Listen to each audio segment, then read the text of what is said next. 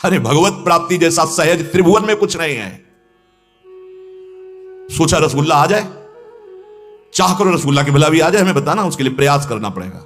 और सच्ची कहता हूं, हृदय से रो के अगर चाह कर दो तो अभी दर्शन मिल जाए, अभी बस अन्य चाहें हट जाएं। इसी के लिए तो प्रयासरत है, इसी के लिए तो अनन्य चिंतन की नाना प्रकार की जो साधन संपत्ति फेंकी जा रही है।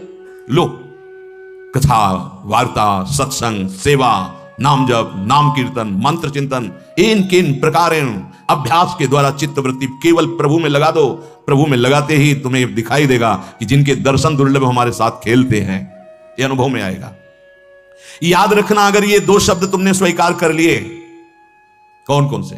भगवत प्राप्ति बड़ी दुर्लभ है, असंभव है। अरे ऐसों को भगवत प्राप्ति होती है? अरे भगवत प्राप्ति तो बहुत, ये ना अनुभवी है, ना इसने उस मार्ग में चल करके रसास्वादन किया है, केवल पढ़ लिख करके सोच समझ कर बोल रहा है। और जो अनुभवी है तो छाती ठोक के कहते हैं, गुरुजनों के प्रताप से कहते हैं, शास्त्र प्रमाण से कहते हैं, सुलभा। भगवान बोल रहे हैं, तुम तो अपनी बुद्धि लगाओगे गणित, भगवान बोल रहे हैं, तस्याहम सुलभा पार्थ है। महात्मा का मिलना दुर्लभा, लेकिन भगवान की प्राप्ति सुलभा। आगे जो इसका परिणाम बता रहे, जो ये दो शब्द सुनकर मान लेता है भगवत प्राप्ति बड़ी दुर्लभ है, असंभव है, तो याद रखना मन पापों में कूद जाएगा।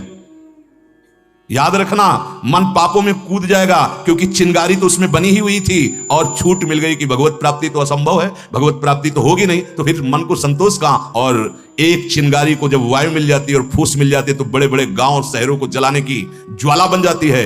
ऐसे ही तुम्हारे सारे सुकृत और परमार्थ की वृत्तियों को जला के भस्म कर देगा, पापाचरण उतार देगा।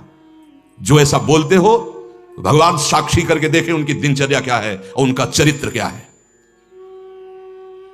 समस्त सुकृतों को, साधन संपत्ति को जला के भस्म कर देने वाले पापाचरण शुरू हो जाते हैं। बड़ा वो तो दुर्लभ है, अब सुलभ रह गया भोग, उतर जाओ भोगों पे। बहुत सावधान, शास्त्रों संतों के आधार पर निश्चय पूर्वक कह रहा हूं, भगवान की प्राप्ति जैसा सहज और कुछ है ही नहीं। निसंदेह भगवत प्राप्ति होती है। जिसकी भगवान की प्राप्त करने की चाह होती है, निसंदेह उसको ये लगन, ये चाह, ये अगन उसी के हृदय में जगती है जब भगवत प्रेमी महात्मा मिल जाता है। भगवत प्राप्ति कोई कठिन बात नहीं। जो ये कह देता है भगवत प्राप्ति दुर्लभ है और उसको आप सुन लेते हैं, तो आप अपनी आत्मवंचना कर रहे हैं, आप धोखे में डाल रहे हैं। अब आपका मन आपके अधीन नहीं हो पाएगा। लक्ष्य की चढ़ाई थी, वो तो असंभव है, अब उतर गया भोगों में। प्रभु के मिलने में ना संदेह है ना देर है। ये देरी जो हो रही है, ये तुम्हारी चाह की देरी है। रुद्रशुश्रम राजन कृष्ण दर्शन लालसा। चाह नहीं पैदा हो रही श्री कृष्ण दर्शन की, श्री प्रिया प्रीतम की। क्यों? कोई न कोई वासना का खेल चल रहा है, कोई न कोई चित्तवृत्ति पकड़े हुए है, अन्य को, धन को, मान को, सम्मान को, कोई भोग को, किसी को पकड़े हुए है। अगर लगन लग जाए तो फिर ये बात तुम्हारे हृदय में आ जाएगी। अभी आप देखो, ईमानदारी से देखो, यहां बैठे हो, आप उपासक हो, भावना के अनुसार इष्ट आते हैं कि नहीं? अपने मानस पटल पर देखो। अगर उपासक हो सच्चे, तो आपको आता है कि नहीं? अपनी सामर्थ्य के अनुसार, जितनी सामर्थ्य गुरु ने दी उसके अनुसार भावना में आते हैं कि नहीं? पीछे सत्संग में सुन चुके हैं, स्वप्न में या जागृत में, भावना में जो प्रभु आते हैं वो आते हैं। वो कल्पना नहीं है, वो स्वप्न नहीं है, वो कृपा करके, वो त्रिकाल सत्य है, सच्चिदानंद।